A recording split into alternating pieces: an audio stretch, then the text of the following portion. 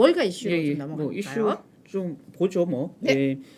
이게 뭐 빌 그로스라고 이게 그 군드락 이전에 사실 오. 원조 채권왕이죠. 네. 예. 전 세계에서 가장 컸던 채권 펀드 핀코의 CIO 맡으면서 한때 이제 30년 동안 전 세계 채권왕으로 불렸던 빌 그로스 아저씨인데요. 이 아저씨가 이제 파이낸셜 타임스의 이 기고를 잘 안 하는데 이 기고를 한다는 말은 뭔가 내가 전 세계에 내뱉고 싶은 어떤 핵심적인 메시지가 있다라는 건데요.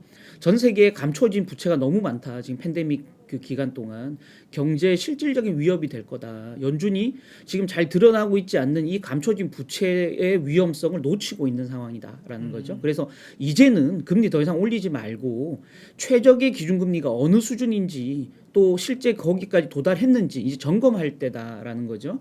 그래서 일단 금리 이상이 아니고 인상이네요. 예. 금리 인상 멈추고 과도한 긴축 위험을 따져봐야 될 때다. 그래서 실질 중립금리 우리가 흔히 말하는 최저금리죠. 그래서 고용은 안정적으로 유지할 수 있으면서도 인플레를 유발시키지 않는 딱 균형점의 금리 기준금리를 말하는 거죠. 실질 중립금리가 내 생각에는 이미 최적 수준에 도달한 것 같다. 그래서 이제는 금리 인상 추가를 하지 마라. 여기서 금리 인상을 더 할 경우에 이 감춰져 있는 부채들이 부실화되면서 금융권이 무너지고 또 금융권이 무너지게 되면 실물 경제 전체적인 경기에 커다란 어떤 충격을 줄 수 있다 보니까 연준이 지금 놓치고 있는 이 위험을 이제는 간파해야 될 시점이다라는 거예요. 그래서 굉장한 사실을 경고를 준 겁니다. 그래서 조금 의미 있는 멘트여서 제가 좀 소개해드렸고요. 네.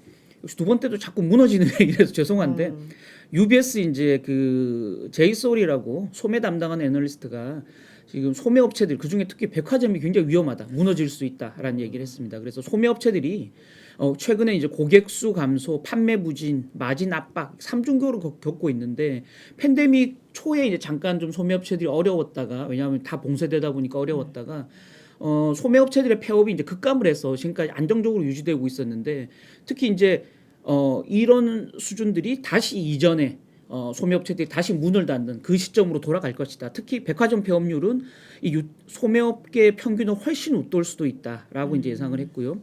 특히 이제 그나마 이제 폐업이 늘어나면 생존하는 업체들은 반사 이익을 기대할 수 있겠지만 무너지는 기업들이 많이 늘어날 수 있다라는 거죠. 그래서 실제 이제 여기 제이솔 애널리스트는 최근에 이제 나타나는 이 뭐 지난번 11월 소매 판매 지표도 사실 막 그랬지만 이 속보 지표를 같이 좀 언급하면서 소매업체들이 굉장히 어려울 것이다. 그래서 플레이스 AI가 내놓은 11월 쇼핑객 수 보면 전년 동기 대비해서 5.4% 줄었고요. 또 NDP 그룹 그 4분기 들어 지금까지 소매 판매 전년 동기 대비해서 6% 감소하고 방문객당 매출은 10%나 줄고 있기 때문에 이런 이제 연말 대목 쇼핑 시즌에 이렇게 지금 소매업체들이 어려운 상황이기 때문에 이 시점을 벗어나서 내년 초가 되면 백화점 업체들이 굉장히 위험해질 수 있다라는 경고를 좀 날렸다라는 거고요.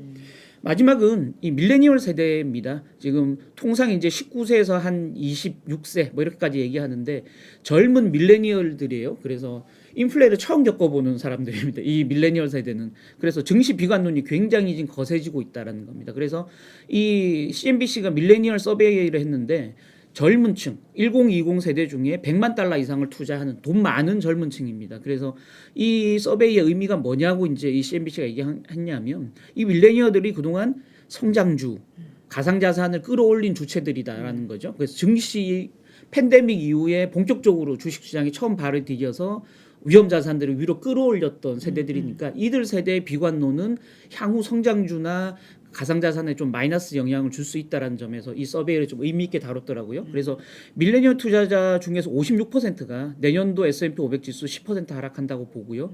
33%가 15% 이상 하락한다. 이게 이제 2008년 이후 14년 만에 이 젊은 세대들이 증시를 가장 부정적으로 지금 보고 있다라는 거고요. 이 이유는 바로 CNBC는 인플레이션이라는 거 처음 겪어보는 밀레니얼들이 굉장히 당황하고 있다. 이게 첫 번째 이유고요.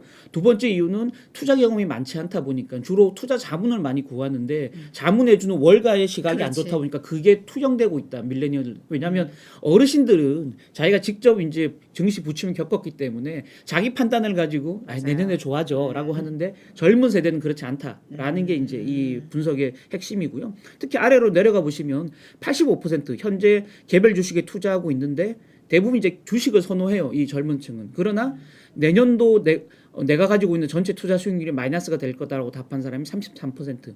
내년 자산 가치에 가장 큰 위협을 주는 자산은 주식이 될 거다. 이게 거의 30% 가까이 된다는 얘기거든요. 그래서 밀레니얼들의 증시 비관론이 증시 지형을 바꿔 놓을 수도 있다. 내년도. 그렇지. 그런 점에서 조금 새겨들을 필요가 있어서 제가 소개해 드렸습니다.